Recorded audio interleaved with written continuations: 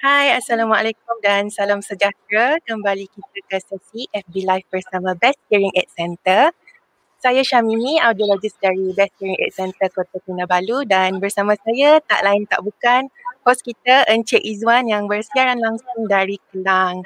Hai, Assalamualaikum Encik Izwan. Apa khabar? Sihat ke? Waalaikumsalam. Hai Syamimi, Alhamdulillah sihat. Mimi sihat ke?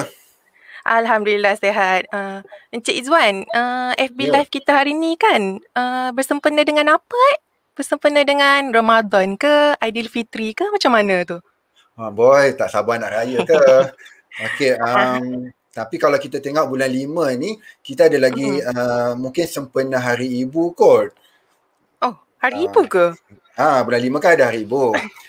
Tapi untuk pengetahuan semua, FB Live kita pada hari ini bukanlah sempena Hari Ibu ataupun bukan sempena Hari Raya.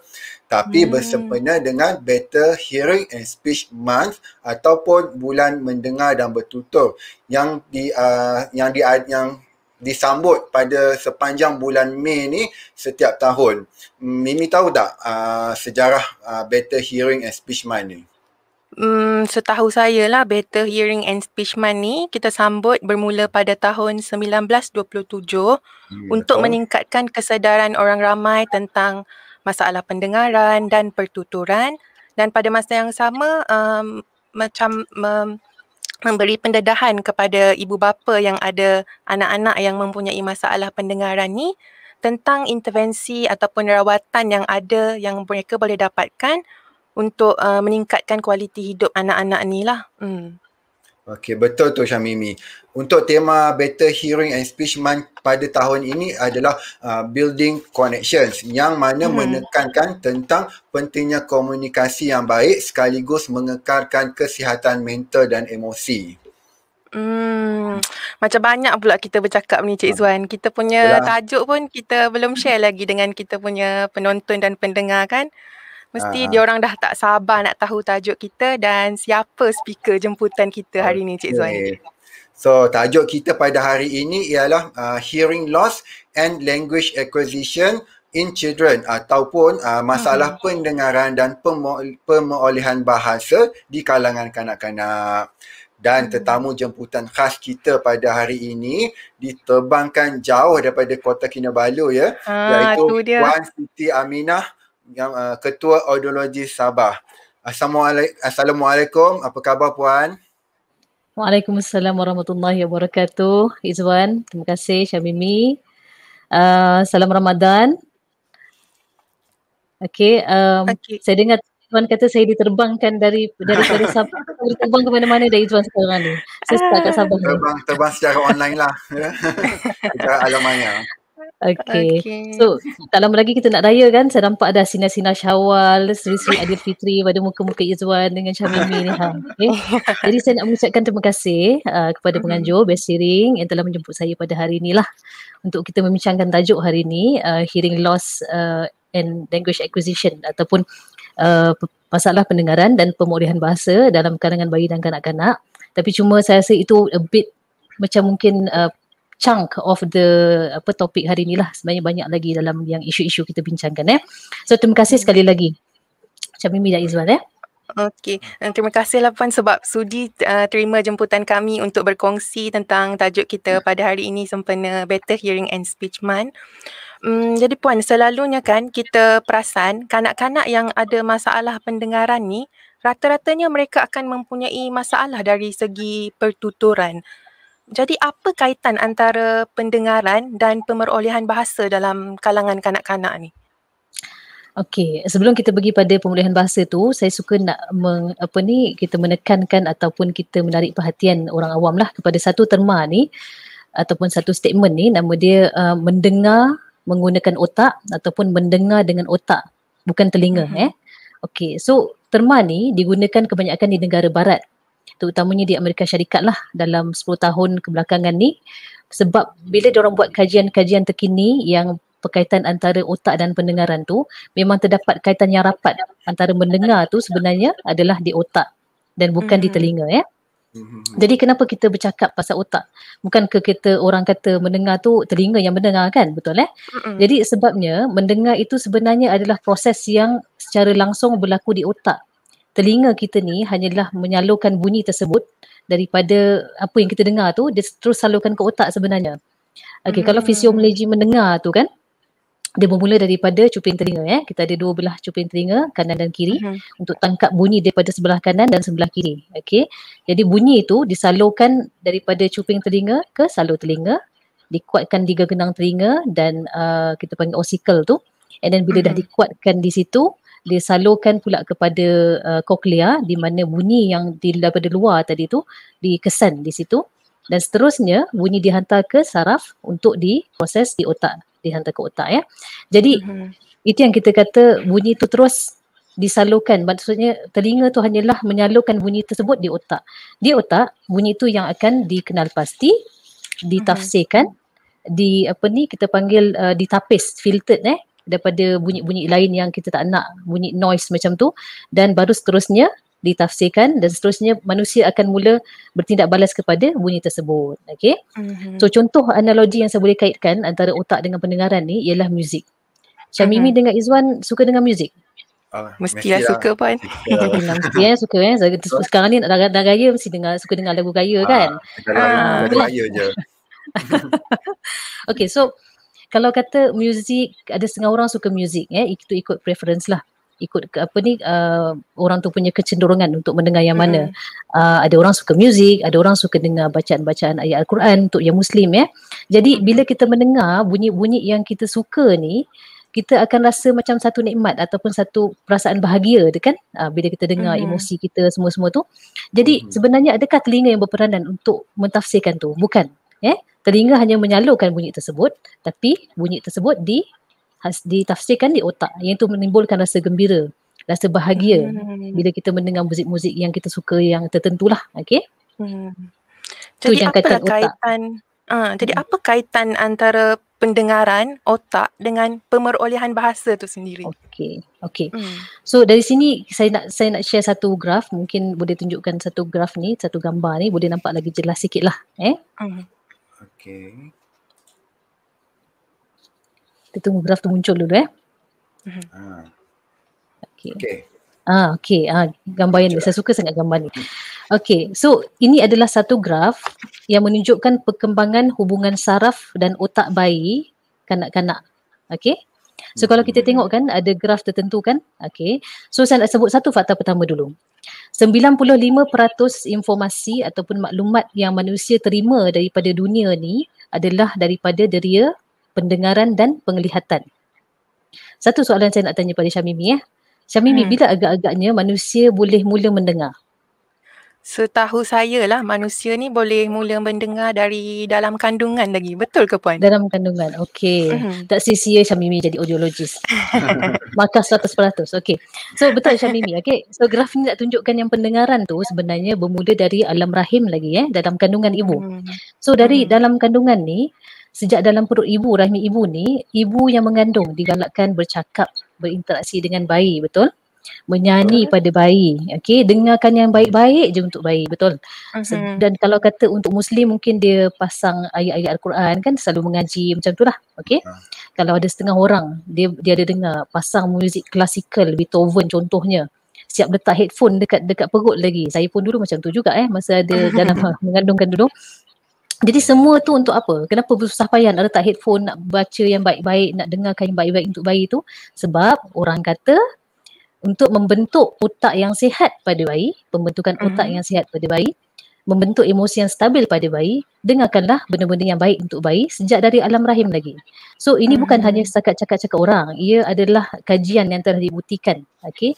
Jadi itu yang kita bersimpulkan daripada contoh ni, deria pendengaran adalah deria terawal yang menghubungkan manusia dengan dunia luar. So kalau kita boleh nampak graf tu kan, dia daripada bermula yang warna biru, hijau kata salah saya, dia dah bermula daripada hijau kan, dia dah bermula daripada alam rahim lagi. Jadi bila bayi tu lahir, pendengaran yang dah sedia berfungsi tadi, dia terus berkembang lah. Pendengaran bayi masa lahir, dia adalah sebenarnya lebih kurang sama dengan pendengaran manusia dewasa. Pasal tu, masa lahir, yang untuk Muslim digalakkan azan di telinga bayi, okey, sebab dia boleh mendengar, okey.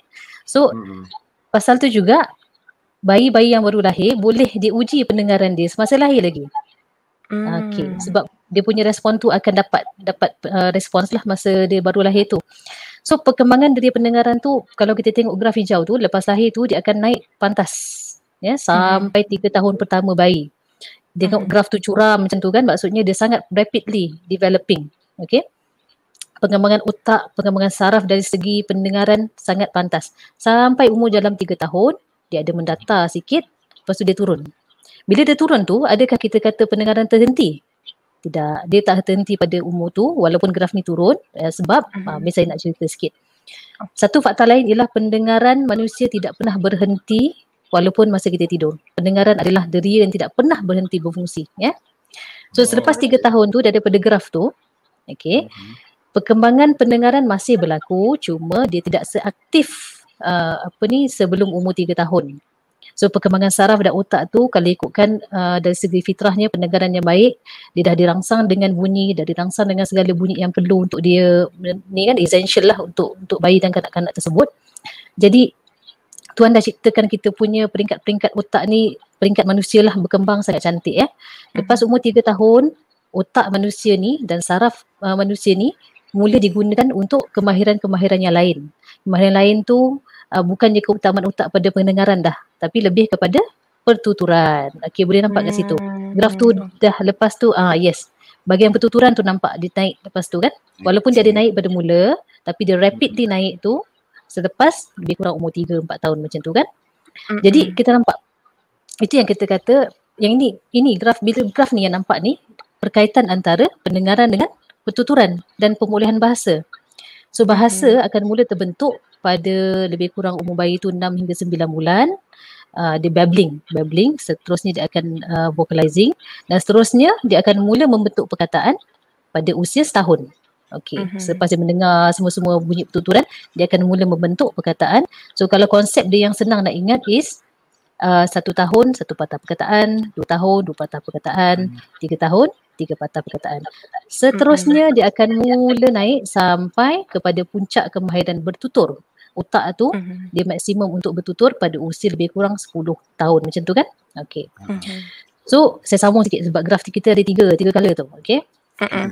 So pendengaran ni sebenarnya bukan untuk bertutur sahaja. Okey. Lepas umur 10 tahun tu perkembangan otak mula dipersiapkan untuk kemahiran proses kognitif yang lain, yang dia kata higher cognitive functions. Okey. Bila dia dah menguasai pertuturan, otak akan mula menyiapkan diri untuk keupayaan berfikir. Okey, kemahiran kognitif yang lain ni, higher cognitive functions ni antara lain ialah keupayaan menumpukan perhatian, kemahiran membaca, keupayaan berfikir benda-benda yang abstrak, keupayaan mengingat, merancang, menyelesaikan masalah dan sebagainya, yang mana kemahiran-kemahiran kognitif ini diperlukan untuk pembelajaran dan seterusnya akademik yang akan membawa kanak-kanak seterusnya ke alam dewasa.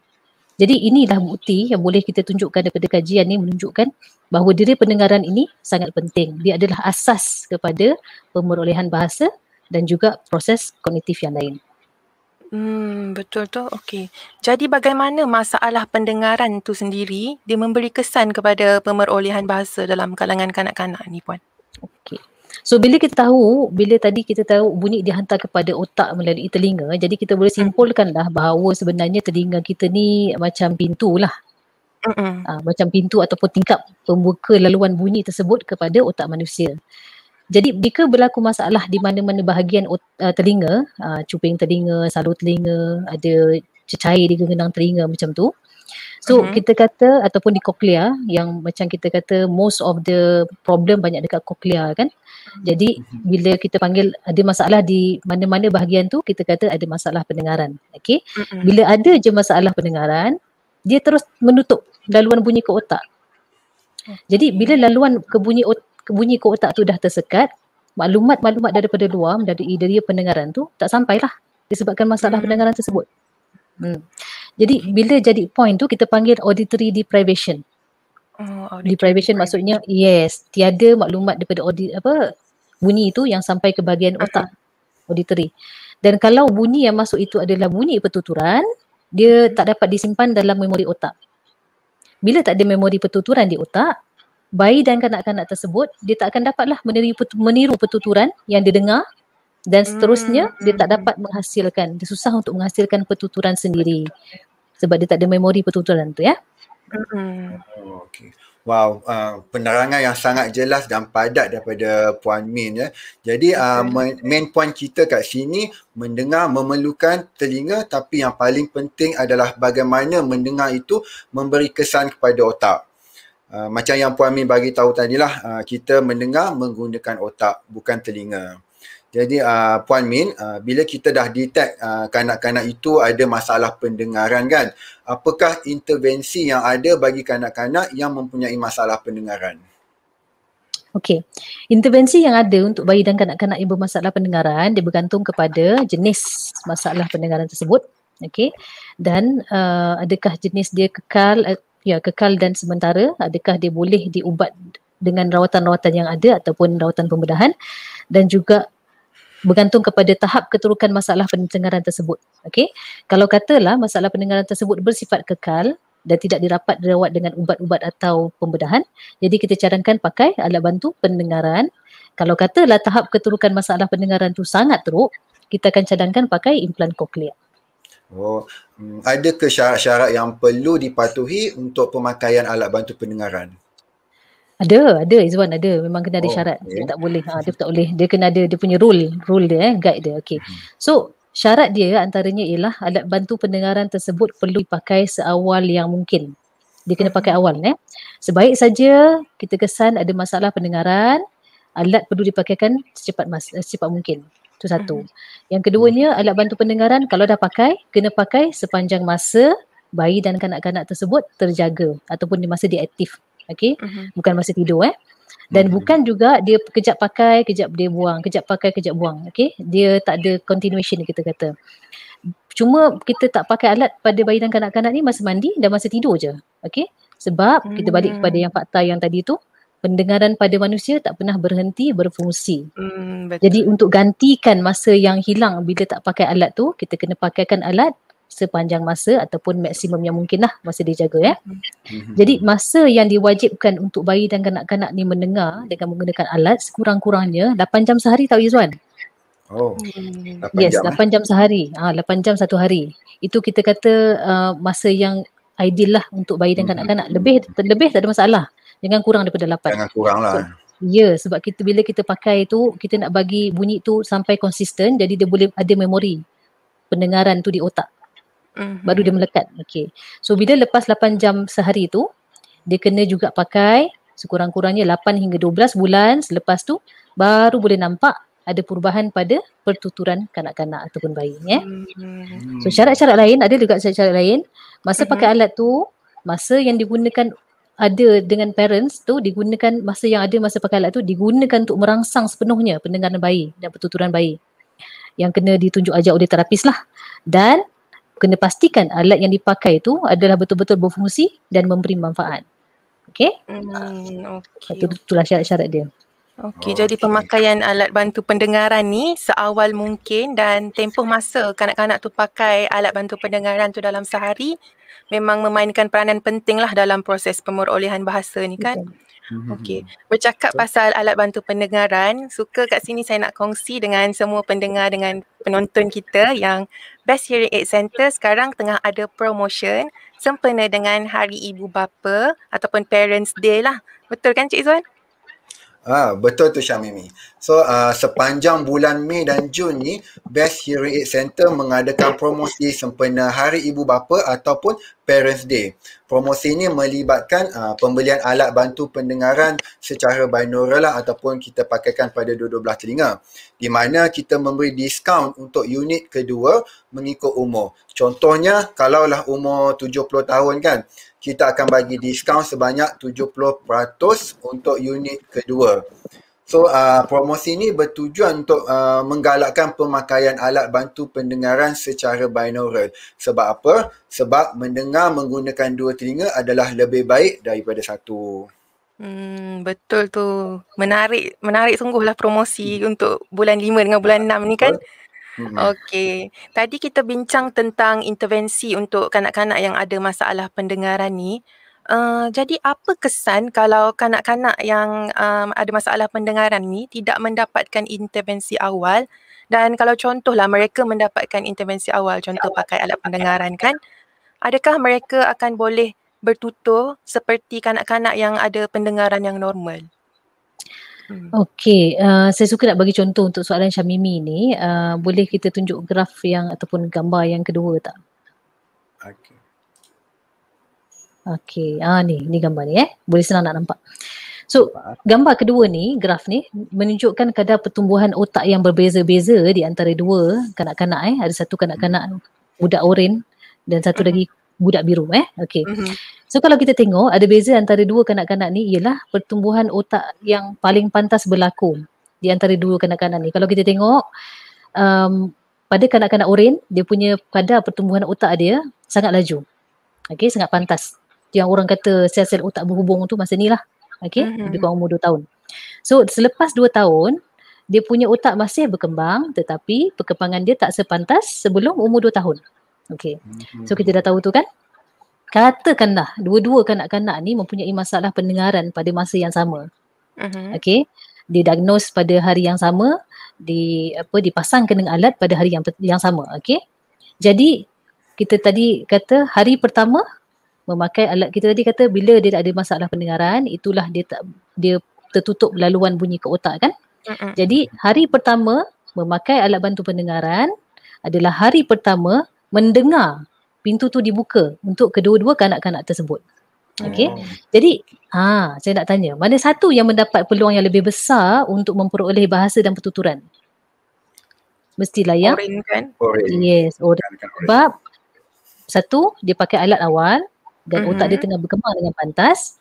Jadi kalau kata ada rangsangan pendengaran masa tu, dia memang lebih dapat cepatlah daripada kanak-kanak yang kanak-kanak biru.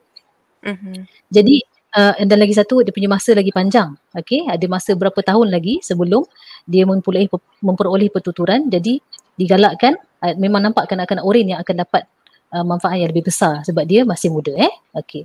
So jawab soalan yang kalau dia kata intervensi lewat walaupun kanak-kanak biru tu mendapat intervensi lewat, dia masih mempunyai peluang untuk bertutur disebabkan otak manusia ni adalah bersifat plastik. Dia plastik, dia boleh berubah dengan stimulasi-stimulasi tertentu. Cuma kita kena gandakan usaha kita tu supaya kanak-kanak tersebut boleh mencapai potensi ataupun dia punya perkembangan dia sama dengan kanak-kanak sebaya dengan dia. Okey, nak kurangkan jurang perbezaan perkembangan kanak-kanak tersebut dengan kanak-kanak yang sama baya dengan dia lebih kurang 4 tahun tu. Okey, sebab hari pertama dia mendengar tu hari masa pada umur 4 tahun. Okey, so kita kena gandakan usaha kita tu. So mungkin kita kena buat 10 kali ganda usaha untuk bagi rangsangan pertuturan. 10 kali ganda usaha untuk bagi dia pakai alat supaya dia boleh bersaing dengan kanak-kanak sebaya dia yang ada pendengaran yang baik. Okey. So saya tekankan kat sini. Untuk kanak-kanak bermasalah pendengaran, usia yang paling terbaik untuk memakai alat bantu pendengaran adalah pada umur 6 bulan. 6 bulan macam baby lagi kan? Okey. Itulah supaya mereka kecil lagi, supaya mereka dapat mencapai potensi bertutur tu dan peluang akademik yang sama dengan kanak-kanak lain yang berpendengaran yang bagus. Okey. Cakap pasal ni, baru hari Isnin itu hari saya pasang alat bantu pendengaran untuk satu pasien umur 4 bulan. 4 bulan. Lagi awal lagi bagus lah kan Puan? Lagi awal lagi bagus. Dan surprisingly budak tu dia, walaupun kita kata umur 6 bulan tu baru ada head and neck support yang bagus, tapi surprisingly budak ini dia 4 bulan tu dia ada head and neck support yang bagus. So sangat ideal untuk pakai alat masa tu. Okey, kiranya faktor umur sangatlah penting dalam menentukan sama ada kanak-kanak tersebut boleh memperolehi bahasa dengan efektif ataupun tidak. Jadi ibu bapa perlu memainkan peranan mereka supaya anak-anak yang mempunyai masalah pendengaran ini boleh memperoleh bahasa. Boleh Puan Min kongsikan tentang peranan ibu bapa dalam mengendali kanak-kanak yang mempunyai masalah pendengaran untuk membantu mereka dalam proses pemolehan bahasa. Okey. Sebelum cakap kat sini Izwan, ibu dan bapa adalah tunggak utama bagi anak-anak. Okey, tanpa ibu bapa tiada anak. Okey. Jadi bila ada anak bermasalah pendengaran, perkara paling utama ibu dan bapa perlu lakukan ialah mereka kena kuat kena kuat dari segi mentally dan emotionally. Ya, mental dan emosi kena kuat. Sebab ada anak bermasalah pendengaran, memang ia akan mengubah kita punya landscape of the family, dynamic of the family. Tapi pasal tu ibu dan bapa kena kuat. Okay. Dan ibu dan bapa kena dapatkan sokongan dan bantuan, panduan, okay, termasuk pertama cara yang betul untuk mengendalikan alat bantu pendengaran di rumah. Okay, bagaimana penjagaan alat bantu pendengaran yang baik di rumah, cara memakai alat bantu pendengaran yang betul, belajar cara bagaimana mengendalikan rejection daripada anak yang tidak mahu memakai alat bantu pendengaran kat rumah. Bila budak semakin besar, memang ada tendensi dia akan cabut, because dia pun tak tahu benda tu apa kan. Jadi kita kena belajar cara bagaimana menangani rejection tersebut. Okay? Dan ibu dan bapa juga perlu belajar dan mendapatkan sokongan dan panduan bagaimana untuk meneruskan terapi dan intervensi yang kita belajar daripada terapis pertuturan untuk buat di rumah. Masa di terapis pertuturan hanya 1 jam paling maksimum. Okay, masa anak di rumah lebih lama berbanding tersebut. Jadi ibu dan bapa kena belajar cara, okay, bagaimana nak meneruskan terapi di rumah. Dan ibu dan bapa perlu bijak membahagikan tugas, masa dan tanggungjawab. Masing-masing ada tanggungjawab, masing-masing ada tugas kan. Jadi kena bijak dan berhemahlah mengendalikan masa untuk anak dan diri sendiri ya. Dan sokongan panduan tersebut boleh diperolehi daripada audiologis, terapis pertuturan bagi pengenalan alat, terapi cara menggunakan alat dan cara menggunakan setiap peluang yang ada di rumah untuk memaksimumkan merangsang pendengaran dan pertuturan anak. Ibu dan bapa juga boleh mendapatkan bantuan daripada parent support group. Saya pasti di setiap hospital di Malaysia yang ada audiologis dan terapis pertuturan memang mempunyai parent support group di hospital masing-masing ya. Untuk ilmu-ilmu parenting, tips dan panduan yang boleh digunakan pada anak-anak, soft skill dan sebagainya. Dan setiap anak tak sama. Jadi kalau kata kita belajar daripada orang yang pernah ada pengalaman handle situasi macam ni, kita boleh belajar lagi banyak. Okay? Dan yang last sekali saya rasa sokongan panduan daripada keluarga sendiri. Kita ada extended family, datuk, nenek, pakcik, makcik. Sepatutnya sama-sama berkongsi tanggungjawab mengendalikan anak bermasalah pendengaran. Okay? Orang kampung saya kata, it takes a village to raise a child. Orang kampung macam ibu tak cakap, berat sama dipikul, ringan sama dijinjing. So itulah kita punya, perpaduan kita tu sangat penting. Sebab family, extended family is very important. Tanpa bantuan sokongan daripada family, sokongan padu saya kata bukan sokongan sikit-sikit. Susah untuk kita bagi peluang pada kanak-kanak untuk bersaing dengan kanak-kanak lain. Betul. Okey, jadi peranan ibu bapa dan seluruh anggota keluarga sangatlah penting ya untuk membantu kanak-kanak yang ada masalah pendengaran ni untuk memperoleh bahasa. Jadi saya rasa kita dah banyak belajar daripada Puan Min pada hari ini tentang kita punya tajuk iaitu masalah pendengaran dan pemerolehan bahasa dalam kalangan kanak-kanak. Jadi kalau kita nak ulas topik ni secara mendalam, secara lebih dalam memang tak cukuplah sehari kan Cik Zuan? Betul tu Syamimi. Okey, kita buka sesi kita ni kepada soalan lah. So kalau ada pendengar ataupun penonton yang ingin bertanyakan soalan kepada Puan Siti Aminah, bolehlah mengutarakan soalan tu di bahagian komen kita. Okay. So sementara nak tunggu soalan daripada penonton, kita tengok iklan ni dulu ya.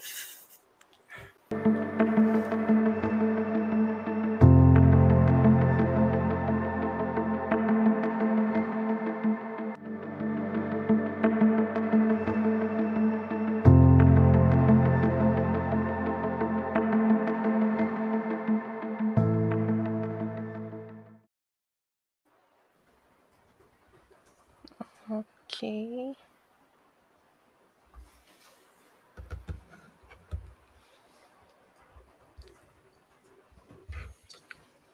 Okey, kita tengah tunggu soalan daripada kita punya penonton dan pendengar kan Cik Zuan? Kejap. Betul. Okey. Sementara tu saya nak mengambil peluang ni sementara kita menunggu kan, belum ada soalan lagi ya. Okey. Boleh tak saya nak sharekan satu last picture tu? Okey, boleh. Sekejap ya.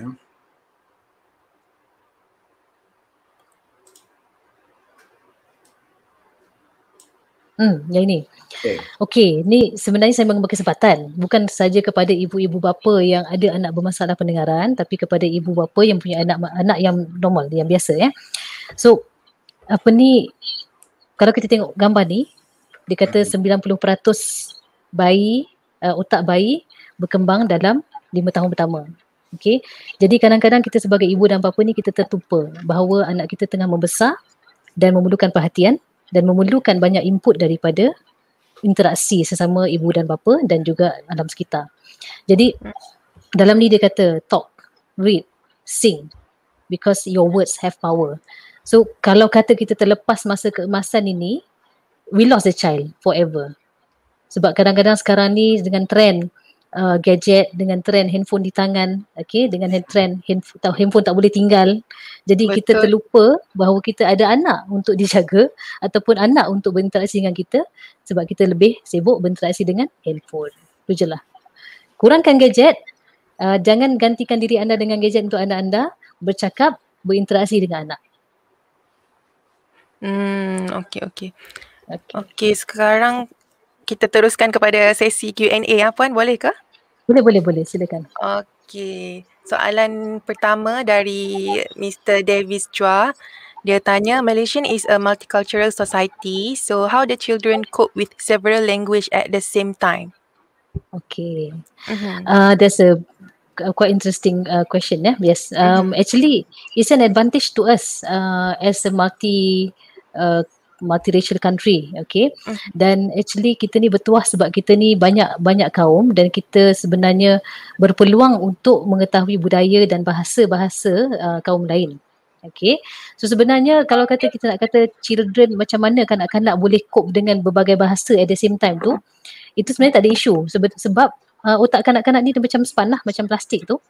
So dia mana dia kita kata macam ni, walaupun dia tengah belajar bercakap, okay, dan dia belajar banyak bahasa, okay, dia boleh tangkap bahasa-bahasa tu dengan sendiri, dengan syarat dia ada memori pasal bahasa tu, dia tahu apa maksud bahasa tersebut dan dia boleh switch sebenarnya, tak ada masalah.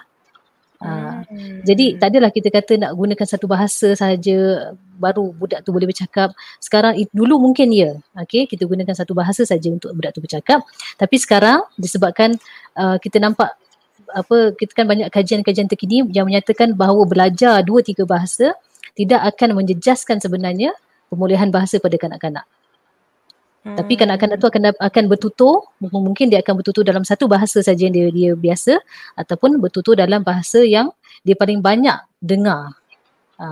Dan mungkin dia campur juga. Kalau dia banyak dengar campur, mungkin dia campur juga. Dan yang bagusnya ialah bila masalah pendengaran, bila dia belajar banyak bahasa ni, dan dia akan rasa macam bahasa tu terlampau banyak untuk belajar, tapi sebenarnya untuk budak dia tak ada terbeban. Kalau macam kita orang dewasa mungkin kita rasa susahnya nak belajar 2-3 bahasa. Betul. Kan nak fokus. Tidak, budak tak macam tu. Dia akan macam automatik. Okay, kita ada soalan seterusnya daripada Nadira Syamimi. Ni bukan daripada Mimi Bukan saya. Soalan dia, salam Puan, bila usia yang sesuai untuk introduce lebih daripada satu bahasa untuk kanak-kanak? Saya tak ada, kalau kata ikut dia punya kajian kan, tak ada tak ada umur yang limited ataupun tak ada restricted umur, tak ada range umur yang kita kata okay, masa ni you kena belajar satu bahasa, tak ada. Sebab ini saya kaitkan antara sign language dengan bahasa pertuturan lah. Ada orang kata jangan pakai sign language saja, jangan pakai satu bahasa saja, bahasa bercakap kalau nak dia bercakap, okay. Tapi sebenarnya tak. Bila kita pakai 2-3 bahasa dan tak ada restriction umur sebenarnya, cakap saja bahasanya tapi dengan syarat kena konsisten lah, satu penutur, contoh dia ada mak dan ayah kan, ataupun ada ahli keluarga yang lain, orang yang ini dia pakai bahasa yang tu je lah, jangan cakap bahasa rojak. Kalau dia masalah dia bila you campur-campur jadi bahasa rojak, kejap cakap orang putih, kejap cakap ni. So kalau dah guna bahasa satu tu, pakai satu bahasa je. Orang lain akan bercakap dengan dia ataupun you nak introduce satu kelas lain untuk dia belajar bahasa lain, terpulang. Okay. Tapi kalau nak lebih daripada satu bahasa ni mungkin akan sesi akan datang mungkin dengan speech therapy ke atau dan sebagainya lah. Lagi komprehensif tu nanti. Okay, betul tu. Okay, seterusnya soalan ketiga dari Fatin Farzana. hearing acquired graph yang kita tunjuk tadi tu, adakah dia terpakai untuk penutur yang berlainan bahasa atau berlainan dialek? Terpakai kepada semua. Dia tak ada, dia terpakai pada semua sebab tu saya kata, dia rangsangan daripada luar tu, maksudnya bahasa yang kita dengar daripada luar tu, dia tidak akan mempengaruhi perkembangan otak lain-lain macam tak. Dan kalau kata ada kajian menunjukkan sebenarnya berlainan bahasa ataupun berlainan dialek tu memberi kelebihan kepada kanak-kanak tersebut.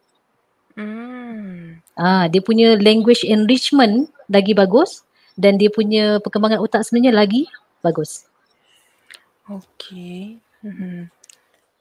Kita ada semua Ada soalan seterusnya ke Cik Swan? Soalan seterusnya daripada admin FB tu sendirilah. FB ni dia tanya ujian pendengaran untuk kanak-kanak ni dijalankan macam mana ya? Sakit tak?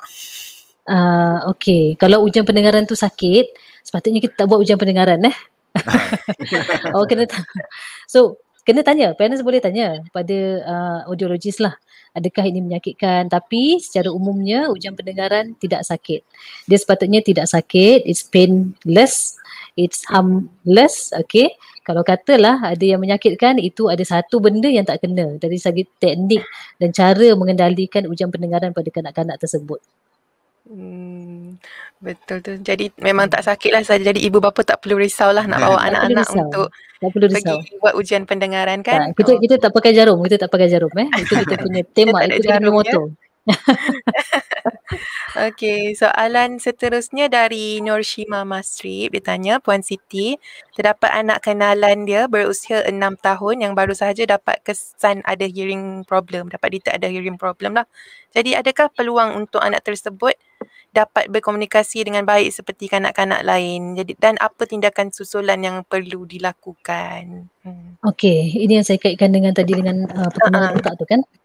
So kalau ikutkan kalau 6 tahun sebenarnya dia punya keupayaan otak untuk bertutur tu sebenarnya sangat nipis lah. Okey.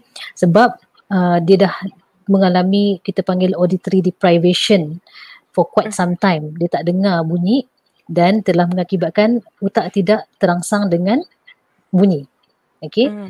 Even bunyi yang mungkin saya tak pasti berapa tahap masalah pendengaran, yang saya assume dia profound lah ataupun severe.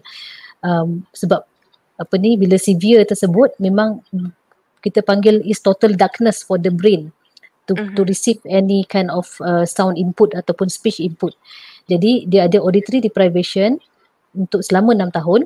Kalau kata dia pakai alat bantu pendengaran pada umur 6 tahun tersebut, kemungkinan besar dia boleh mendengar bunyi-bunyi yang untuk awareness sahaja, untuk keselamatan dia, bukan untuk ketuturan lagi.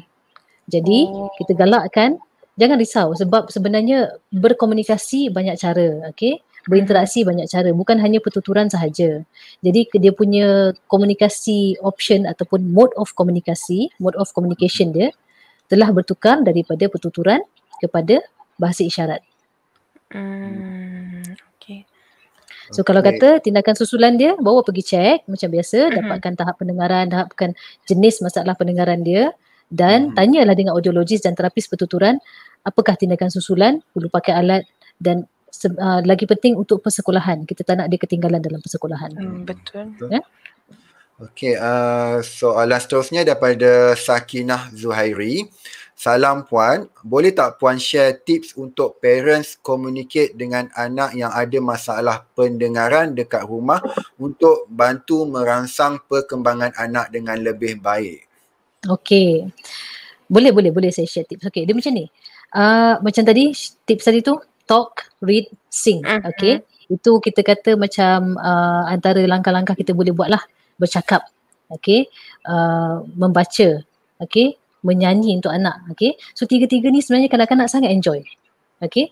Walaupun dia tak faham. Okay. Walaupun nampak macam muka blur-blur kan. Tak faham kan. Tapi sebenarnya dia sedang mendengar. Okay. Dan kalau kata dia ada teknik-teknik dia, antara lain ialah kita panggil highlighting. Highlighting maksudnya macam kita katalah kita nak belajar satu perkataan ni. Kita kena highlightkan perkataan tersebut. Contohlah kita kata kutip ataupun ambil tuala, ambil something kan. Okay, so kita kena create satu scene yang mana kita akan masukkan perkataan ambil ni dalam setiap kita punya aktiviti kat rumah. Contoh, kita create scene, budak-budak kan suka main, okay, jadi ya, budak-budak kerja dia main saja. Orang besar kerja dia pergi kerja lah. Okay. So dia kerja dia main. Jadi bila dia main tu, kita create scene macam-macam. Dia main kereta, dia main memasak, masak-masak, tipu-tipu kan. Jadi masukkan perkataan yang kita nak highlight dia dapat tu dalam setiap scene tersebut. Okay, itu satu. Yang kedua ialah bukan kita tanya tau. Kita tak tanya. Kita highlight. Kita bombat dia dengan perkataan tersebut. Tapi jangan kita bombat sebut ambil bukan. Kita highlight dalam create situation yang menarik, yang boleh dia involve dan dia belajar perkataan tersebut. Okay, itu salah satu. Yang kedua ialah macam kita sabotage. Contoh sabotage kan menyanyi. Macam mana menyanyi? Saya ingat lagu Telkom Putih je ni. Contohlah matahari, kita kata matahari sangat cantik, contohlah kan. Okay. And then kita tengah-tengah nyanyi tu lagu tu, tiba-tiba kita padam satu perkataan yang dia nak belajar. Ataupun contoh baby shark du. Lepas tu kita stop. Tu dia sambung. Mula-mula memang dia tak dapat. So lama-lama dia akan dapat. So menyanyi. So bila menyanyi tu kita sabotage dia. Jadi sabotage ni adalah kita memaksa dia bercakap. Betul. Tapi kita kena bagi input tu banyak. Nyanyi hari-hari lagu yang sama dan tiba-tiba kita sabotage. Kita sabotage macam tu. So itu antara cara-cara dia. Ada banyak cara-cara sebenarnya tapi mungkin tak dapat disimpulkan dalam ni. Mungkin ni saya rasa boleh topik lah akan datang bersiring kita buat apa ni dengan orang lain pula lah. Okay.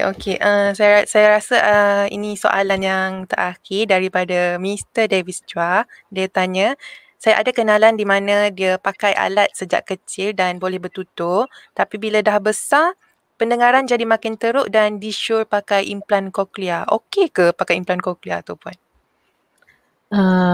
Okey. Sebelum saya jawab okey ke tidak tu, dia kena melalui berbagai-bagai penilaian dulu actually. Contoh, walaupun dia ada kita panggil asas pertuturan, tapi ada beberapa penilaian yang kita kena buat untuk memastikan dia adalah calon yang sesuai untuk implan kokliar. Bukan semua orang sesuai untuk implan kokliar tersebut. Okay, jadi kalau kata dia nak cuba untuk pendengaran makin teruk, di-short untuk implan kokliar. Kalau di-short ni saya rasa memang dah disahkan dia sesuai kot dengan implan kokliar. So kalau kata di-shortkan implan kokliar, mesti hospital akan mengatakan bahawa implan kokliar adalah sesuai dengan dia dan boleh membantu dia mendengar dengan lebih baik dan maksudnya okeylah, proceed. Kalau kata tiada apa-apa masalah lain, tiada apa-apa masalah pada struktur telinga dan sebagainya, tiada kita panggil contraindication untuk memakai implan kokliar, silakan. Okay, jadi sepatutnya kalau diorang bagi cadangan tu sepatutnya memang tak ada masalah dah lah kan, Puan? Sepatutnya tiada masalah lah, kecuali dia tak mendapatkan maklumat daripada orang-orang yang betul. Jadi kena jumpalah pakar-pakar yang berkenaan untuk dapatkan pandangan. Okay. Kita dah jawab soalan terakhir daripada kita punya penonton dan pendengar FB Live pada hari ini. Jadi saya nak ucapkan terima kasih lah pada Puan Min sebab sudi jadi speaker jemputan kita pada hari ini untuk sesi FB Live bersama Best Hearing Aid Center. Jadi saya harap penonton dan pendengar mendapat banyak manfaat lah daripada sesi kita pada hari ini. Tapi sebelum kita mengakhiri sesi FB Live kita pada hari ini, saya rasa macam nak jemput Encik Izwan nyanyi lagu lah rasanya macam. Kan Puan Min kan? Tak adalah. Tak boleh lah. Lagu apa tu? Lagu apa Encik Izwan nak nyanyi tu? Lagu balik tangga. Okay. Hopefully Puan Siti Aminah sudi lagi lah kalau kita jemput untuk bersama-sama kongsi dengan kita semua. InsyaAllah boleh. Tengok ke lapangan insyaAllah. Okay. Sampai sini sajalah sesi FB Live kita pada hari ini. Okay. Assalamualaikum. Bye. Terima kasih. Waalaikumsalam.